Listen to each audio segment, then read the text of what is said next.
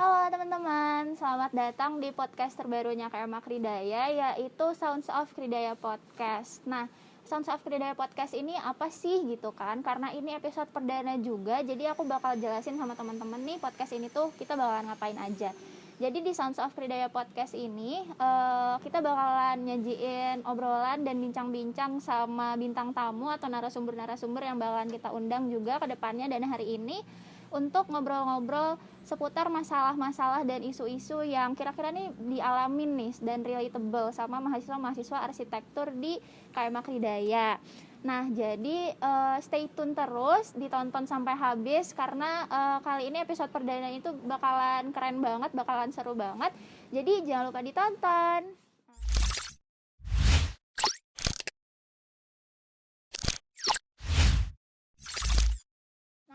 Sebelum kita masuk ke bincang-bincang di episode perdana ini nih bareng bintang tamu yang bentar lagi bakalan aku kenalin, aku mau memperkenalkan diri dulu nih.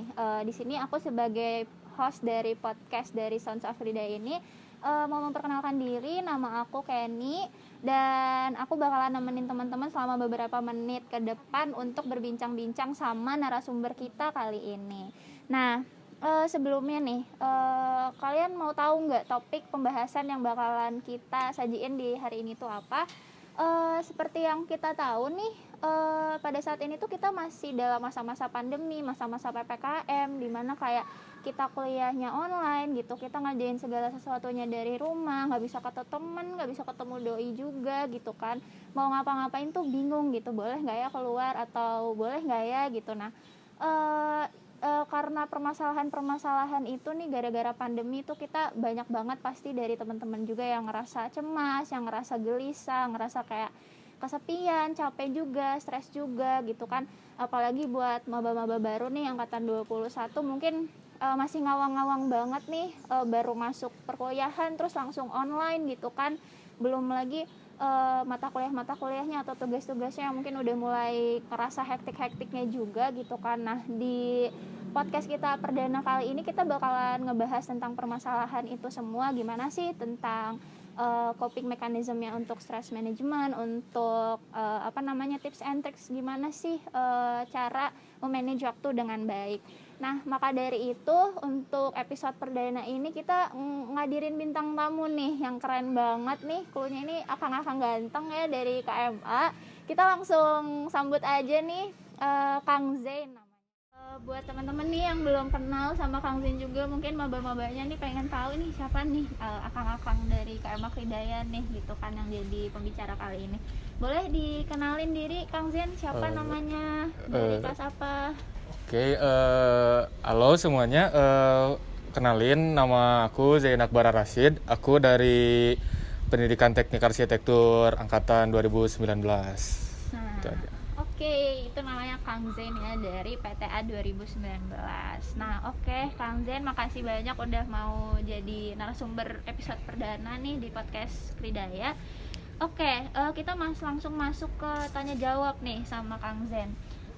Kita pengen tahu nih, Kang Zain sekarang kesibukannya apa aja nih? Lagi kuliah online kayak gini, lagi masih pandemi nih. Sibuk ngapain aja? Kesibukan ya, kalau ditanya kesibukan mungkin masih dibilang masih standar-standar aja sih, masih ngikuti perkuliahan secara daring gitu kan, sama sekalian juga ikut belajar berorganisasi gitu, jadi ikut himpunan juga di kampus seperti itu. Oke, keren banget ya. Aku masih lagi kuliah daring juga, terus tetap ikut organisasi juga ya Kang ya. Akang nih boleh dikasih tahu berarti semester 5 ya Kang ya? Iya, sekarang di semester 5. Semester 5 nih, lagi hektik-hektiknya. Nah, kan Akang lagi sibuk nih, kuliah juga, organisasi juga. Nah, kira-kira boleh dikasih tahu nggak gimana sih buat Kang Zain itu cara bagi waktu buat keduanya antara mungkin kuliah dan juga organisasi gitu kan? Cara bagi waktu kuliah sama organisasi, paling kalau dari aku sendiri ya, buat nge-time management itu, ngatur diri aku sendiri, paling lewat tahu dulu gitu skala prioritasnya itu di mana antara perkuliahan, antara himpunan. Jadi tahu gitu mana yang harus didahulukan dikerjain, mana yang harus diselesain lebih dulu. Jadi biar nggak saling tabrakan gitu antar tanggung jawabnya, antar kesibukannya, biar tertata juga ke depannya. Paling dari aku gitu. Oke, berarti itu ya memang kuncinya kalau dari Kang Zen itu tentang skala prioritas. Mana sih pekerjaan yang harus kita duluin gitu. Nah, oke Kang. Masuk ke pertanyaan selanjutnya nih. Kan ikut organisasi juga, terus kuliah juga sekarang semester 5 nih.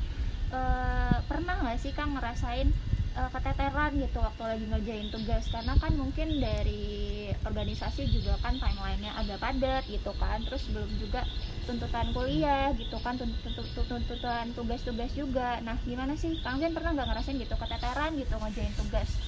Keteteran, kalau dibilang keteteran sebenarnya kalau mahasiswa arsitek dari semester 1 juga udah ngerasa keteteran. Iya, bener banget. Kalau soal tugas, cuman balik lagi ke kitanya gimana menanggapi itu, menghadapi rasa keteteran itu. Jadi dari waktu ke waktu itu tingkat cara kita mengantisipasinya itu semakin meningkat lah istilahnya. Jadi dengan yang awalnya semester 1 mungkin belum ikut di himpunan, dalam artian belum jadi anggota badan pengurus meskipun mengikuti rangkaian kaderisasi, jadi tahu gitu tingkat kita mengatur keteterannya itu gimana ke depannya. Nah, sekarang kalau dibilang udah ikut di organisasi, otomatis seenggaknya punya bekal gitu dari sebelum-sebelumnya. Oh gini loh, di semester 1 tuh emang udah ngerasa keteteran, tinggal gimana di semester-semester berikutnya menghadapi itu semua gitu. Jadi udah ada bekalnya dari aku gitu. Oke Kang, gitu ya teman-teman dari Kang Zen. Yang penting itu kita bisa belajar untuk jadi mahasiswa yang adaptif ya Kang ya. Adaptif untuk, karena mungkin dari semester 1 baru awal-awal mungkin ya, baru lulus dari SMA gitu kan, terus jadwalnya juga jadi berubah gitu kan, apa yang dipelajarin juga beda banget gitu. Nah mungkin itu tadi kita harus belajar untuk bisa adaptif gitu kan, adaptif untuk ngatur jadwal, adaptif untuk ngatur skala prioritas juga gitu. Nah bagus banget dari Kang Zen tadi. Selanjutnya aku pengen tahu nih, kan dari tuntutan kuliah juga udah cukup besar ya Kang. Nah seperti yang kita tahu nih, kalau teman-teman belum tahu, Kang Zen itu jadi ketua divisi konseling di Badan Pengurus KMA nih. Nah itu kan tanggung jawabnya juga pasti besar banget kan Kang, apalagi punya anggota-anggotanya juga gitu kan, ada timeline kerja yang harus diurusin juga. Pernah nggak sih dari Kang Zen sendiri gitu kan, dari pressure itu semua ngerasa aduh capek nih, aduh stres nih, aduh mumet nih, aduh gue nggak tahu nih harus ngapain dulu gitu? Soal stres, paling kalau soal stres itu pernah, pasti setiap orang juga wajar sih ya pasti ngalamin hal stres itu, apalagi kalau emang ada tuntutan yang emang bareng gitu sih, tagihan tanggung jawabnya itu entah di himpunan, entah di tugas kuliahnya misalkan bareng gitu datangnya, otomatis kan jadi ke kitanya juga harus nyari cara lain, harus nyari langkah lain gimana nih ngaturnya biar semuanya terselesaikan, semuanya dapat hasil yang bisa dibilang maksimal sesuai usahanya. Paling dari ini sih, dari awalnya kan emang dari awal mulai diajak nih jadi ketua divisi, mulai dilantik jadi anggota badan pengurus lagi, mulai ngejabat, udah tahu gitu, udah istilahnya nakar gitu kemampuan kita tuh di mana gitu. Sanggup nggak sih kita ke depannya buat ngambil tanggung jawab ini, bisa nggak sih kita ngambil tanggung jawab ini. Jadi kalau dari aku, jadi sebelum kita ngambil tanggung jawab itu tuh kita harus tahu dulu lah kemampuan diri kita tuh di mana, kemampuan diri kita tuh segimana. Jadi kedepannya insya Allah ya bakal berjalan sesuai dengan kondisi diri kitanya juga balik lagi. Oke, nah bener banget tuh poin penting dan poin bagus banget. Jadi sebelum kita ngambil tanggung jawab sesuatu, sebelum kita mau memutuskan sesuatu nih, mau ngelakuin ini atau ngelakuin itu, kita harus bisa istilahnya mengukur diri dulu gitu kan, mengukur diri kira-kira sanggup gak ya kalau ngejalanin ini, terus bisa bayangin gitu ke depannya kalau misalkan aku ngambil tanggung jawab ini, ke depannya kesibukan aku tuh bertambah A, B, C dan lain-lainnya gitu kan. Nah di situ peran kita juga ya Kang ya untuk bisa istilahnya tuh aware gitu sama diri kita sendiri gitu kan, kemampuan kita tuh segimana, atau mungkin kita punya waktunya nggak nih atau gimana gitu kan. Yang penting itu yang pertama berarti tadi tentang soal skala prioritas, adaptif, dan juga tentang mengukur kemampuan diri sendiri gitu. Nah oke, makasih banyak Kang. Selanjutnya nih, kan tadi Kang Zen juga ngomong kan, kalau ngerasain capek atau stres pasti pernah banget kan, dan itu pasti. memang wajar banget kan, pasti dirasain gitu kan saat kita punya pressure pasti akan ada perasaan atau emosi-emosi yang kayak kita ngerasa aduh gue capek banget nih gitu kan. Nah, dari Kang Zen sendiri gimana sih Kang Zen saat mengalami emosi-emosi itu, saat lagi ngerasain stres atau capek banget itu, Kang Zen gimana sih cara mengatasi stres yang sedang dialaminya gitu? Cara menanggapi kalau lagi stres ya, apa ya, kalau dari diri aku pribadi mungkin ya emang lebih suka untuk apa ya, menangani istilahnya kalau lagi stres, lagi pusing tuh emang dengan kumpul bareng teman-teman. Cuman balik lagi kan emang tingkat sosialisasi orang-orang tuh beda-beda. Ada emang yang orang sulit untuk bersosialisasi dengan banyak orang atau cuman bisa 1-2 orang. Paling ya itu sih yang paling efektif, apa ya, nemuin istilahnya circle buat pertemanan. Seenggaknya jadi tempat yang emang kalau kita tuh cerita ke dia tuh nggak perlu kita tuh mikirin aduh nanti dia gimana ya responnya, apakah dia akan ngebalikin dia punya masalah lebih banyak kah, atau dia ngerespon dengan cara dia ngasih saran kah, atau cuman ngedengerin kah. Seenggaknya kalau emang kita se-circle tuh sama dia, emang sefrekuensi, kita tuh kayak udah nggak ada gap gitu, udah nggak ada tingkat takut tersinggung istilahnya mungkin.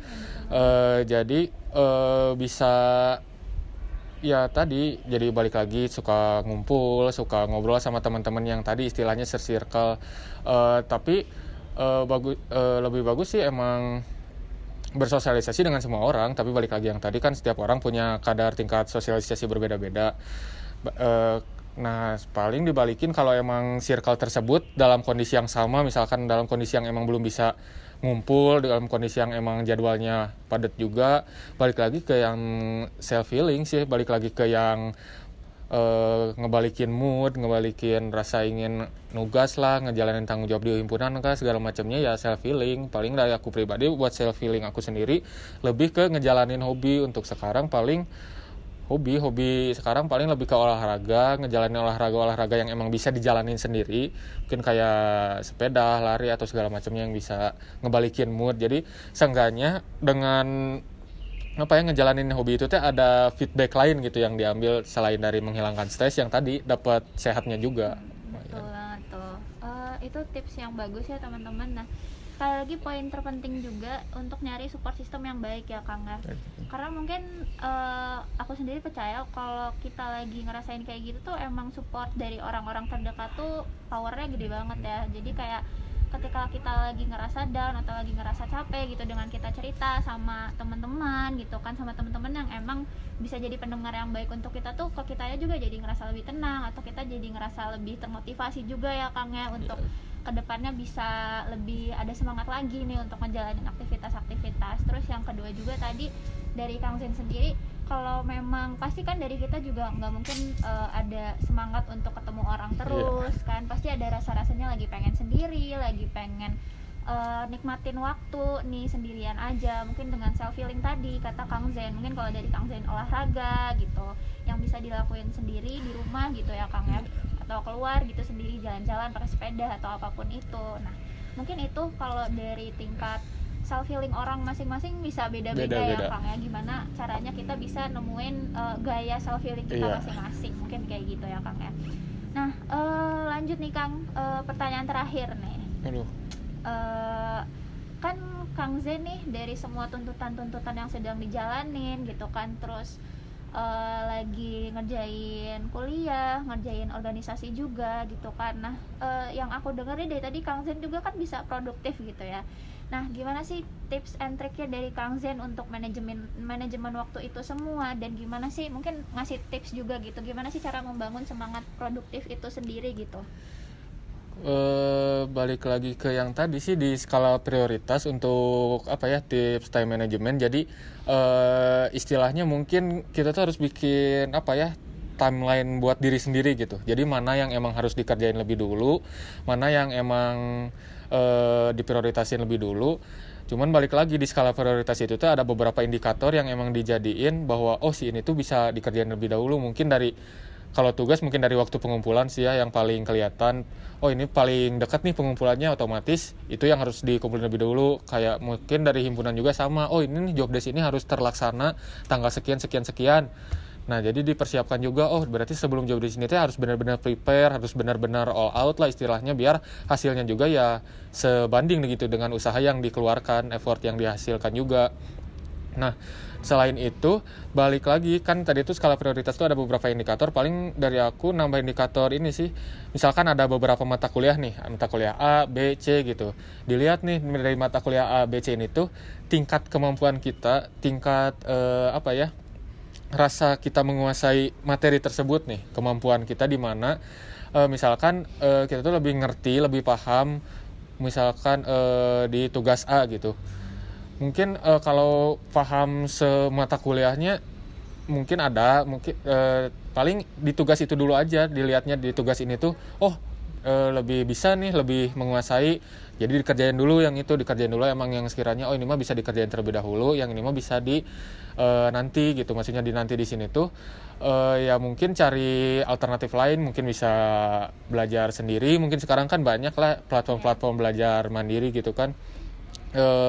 Atau enggak mungkin bisa diskusi bareng sama teman-teman yang tadi kan, emang support system penting banget, jadi bisa saling diskusi gimana sih ngerjain tugas ini teh, aku nggak bisa kemarin kurang merhatiin atau emang ada kendala apa gitu. Nah jadi tahu gitu, balik lagi ya ke yang tadi, tahu kemampuan diri sendiri gitu mengenai si kuliah ini. Sama juga kalau di himpunan, aku teh susah kalau ngebagi waktu ini gimana dong, bantuin gini minta saran ke yang lain, namanya berorganisasi kan otomatis bakal berhubungan dengan orang lain juga. Jadi seenggaknya mungkin ada orang lain yang emang udah paham, udah berpengalaman, udah berkompeten di bidang yang sekarang kita pegang, kita bisa cari referensi lah istilahnya. Jadi gitu dia tuh cara ngejalaninnya tuh, apakah dengan cara itu tuh bisa kita ngelakuin hal yang sama, atau mungkin malah kita nemuin cara kita sendiri untuk menanggulangi masalah atau menjalankan tanggung jawab tersebut. Paling dari aku sih gitu aja. Oke, bagus banget tuh dari Kang Zen ya teman-teman. Mungkin itu ya tadi ya Kang ya, sebenarnya kita nggak boleh ngerasa stres sendiri juga ya Kang ya, kalau memang ada support systemnya. Terus juga mungkin di KM Akridaya ini banyak banget anggotanya gitu kan, mungkin bisa saling sharing gitu kan, atau nanya gitu sama kakak tingkatnya juga kan. Pasti aku juga ngerasain waktu dulu semester 1 kayak aku tuh bingung banget ini kuliah tuh kayak gimana sih gitu kan, teman-teman aku juga bingung gitu.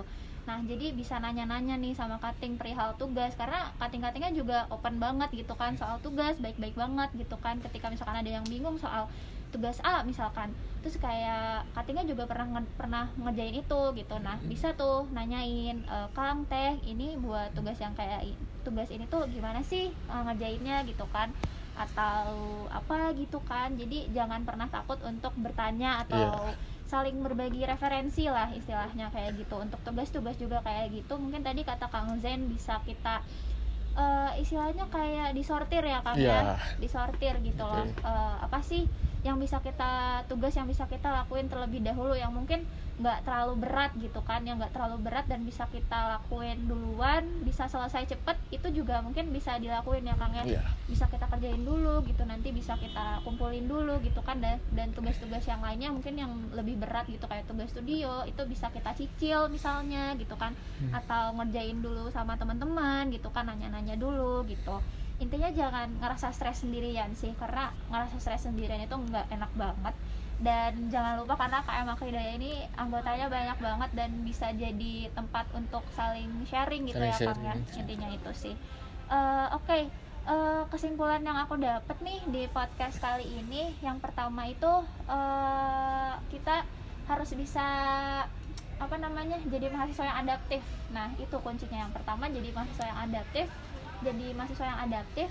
Yang kedua, kita harus tahu skala prioritas nih, karena kan kita juga udah jadi seorang mahasiswa nih, kita juga harus tahu nih, harus bisa ngukur gitu loh, kemampuan diri kita itu sampai mana gitu. Jadi kedepannya kalau misalkan kita mau ngambil tanggung jawab yang lain tuh, kita udah tahu gitu loh, kedepannya tuh kita bakalan ngejalanin A, B, C, dan D gitu kan. Nah mungkin dari situ kita udah bisa kebayang gitu, apa yang aku jalanin ke depannya tuh bakalan begini gitu kan. Nah, satu lagi mungkin dari tips dari aku, mungkin saat kita lagi banyak hektik gitu, lagi mumet-mumetnya gitu kan, timeline itu mungkin bisa ditulis gitu ya Kang ya, mungkin punya buku agenda sendiri misalkan, atau weekly schedule atau monthly schedule, atau misalkan pakai Google Calendar, itu juga ngebantu banget, atau ada reminder di HP gitu kan, itu juga bisa. Kalau dari aku sendiri itu ngebantu banget, karena biasanya tuh di saat aku lagi mumet, lagi overwhelmed, aduh ini banyak banget yang harus aku kerjain, tapi aku nggak tahu nih mau ngerjain yang mana dulu. Misalkan Kang Zen pernah ngerasain itu kan? Pasti banget. Pasti pernah ngerasain banget kayak, aduh banyak banget yang dikerjain tapi nggak tahu nih mau ngerjain yang mana dulu. Mungkin bisa dicek gitu kan, reminder di HP-nya. Jadi di situ tuh udah bisa ke-list gitu kan. Kita bisa ngelihat, ada deadline ini di tanggal segini, di jam segini gitu kan. Jadi otak kita tuh nggak akan mumet cuman buat mikirin jadwal gitu. Otak kita tuh harus udah dipakai buat mikir ngerjain tugas, mikirin ini itu. Terus juga jadwal-jadwal yang di kepala tuh aduh banyak banget deh, pusing banget. Nah, mungkin di situ juga udah bisa membantu. Terus mungkin satu lagi tips dari aku nih Kang, kita bisa nerapin coping mechanism untuk stress management. Mungkin tadi yang pertama itu tentang support. Support dari teman kah, support dari keluarga kah, kita cerita gitu kan. Terus yang kedua itu relaksasi gitu, kayak Kang Zain tadi, misalkan nongkrong sama teman gitu kan, itu salah satu relaksasi juga kan, itu self healing juga. Atau misalkan ngapain gitu kan di rumah, misalkan dengerin musik, baca buku gitu. Atau yang ketiga misalkan humor itu kayak misalkan ketawa-ketawa sama teman, lagi nongkrong juga, itu bakalan jadi satu istilahnya tuh kayak kita recharge juga gitu ya Kang ya, dari dalam ngerasa kayak aduh aku ada energinya lagi nih gitu kan. Terus mungkin yang keempat itu, yang terakhir itu physical activity gitu kan, kayak misalnya tadi Kang Zain olahraga gitu, atau ngelakuin hal-hal yang lain gitu istilahnya. Jadi kayak badan kita tuh bergerak gitu, nggak misalkan di depan laptop aja. Apalagi mahasiswa arsitektur tuh kerjaannya kalau nggak di depan kertas ya di depan laptop gitu kan. Nah itu mungkin bisa jadi salah satu tips dan masukan buat teman-teman untuk gimana sih ngejalanin hari-hari kuliah di masa pandemi kayak gini, lagi online kayak gini, belum bisa ketemu teman-teman. Mungkin itu bisa diterapin, tapi nanti balik lagi ke diri kalian. Mungkin apa yang bisa kalian nyaman untuk kalian lakuin itu bisa disesuaikan. Nah oke, kalau gitu kita udah selesai nih tanya jawab sama bintang tamu perdana kita kali ini. Kang Zen keren banget, makasih banget ya. Makasih juga Kenny. Sukses terus buat Kang Zen, jaga kesehatan selalu. Semoga kuliahnya lancar-lancar terus ya Kang. Amin. Oke, buat teman-teman juga jaga kesehatan selalu, tetap stay sane, tetap waras, jadi mahasiswa arsitektur yang keren banget pokoknya. Oke, kalau kayak gitu aku Kenny dan Kang Zen juga pamit undur diri. Sampai ketemu di episode podcast Sounds of Hidayah selanjutnya. Dadah.